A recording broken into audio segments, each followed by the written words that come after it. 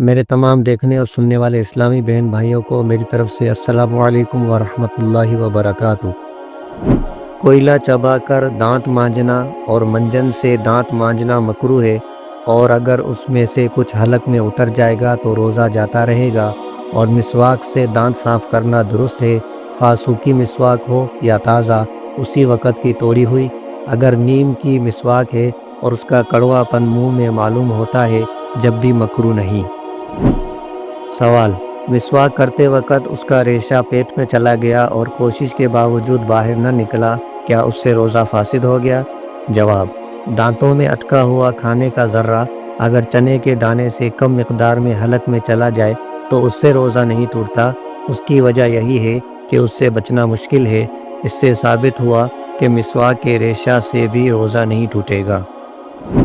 روزے کی حالت میں فقہائے احناف نے مسواک کی اجازت دی ہے، چاہے وہ خشک لکڑی کی ہو جس میں ایک گنا ذائقہ موجود ہوتا ہے، لیکن ٹوتھ پیسٹ یا ٹوتھ پاؤڈر کا حال اس سے مختلف ہے۔ اس میں بہت محسوس ذائقہ ہوتا ہے۔ مسواک کا نہ اس پر اطلاق ہوتا ہے اور نہ مسواک کی سنت ادا کرنے کے لیے اس کی ضرورت ہے۔ اس لیے کسی ضرورت شدیدہ کے بغیر اس کا استعمال کراہت سے خالی نہ ہوگا، ہاں عذر کی بنا پر کیا جا سکتا ہے۔ سوال: طے کرنے سے روزہ ٹوٹ جاتا ہے یا نہیں؟ جواب: اگر طے منہ بھر آئی اور ایک چنے کی برابر یا اس سے زائد جان بوجھ کر عمدن واپس لوٹا لی تو روزہ ٹوٹ گیا، قضا فرض ہے، کفارہ نہیں۔ اور اگر جان بوجھ منہ بھر کے کی تو اس صورت میں بہرحال روزہ فاسد ہو جائے گا، اگرچہ واپس نہ لوٹائے، البتہ منہ بھر کے نہ ہو تو روزہ نہیں ٹوٹتا۔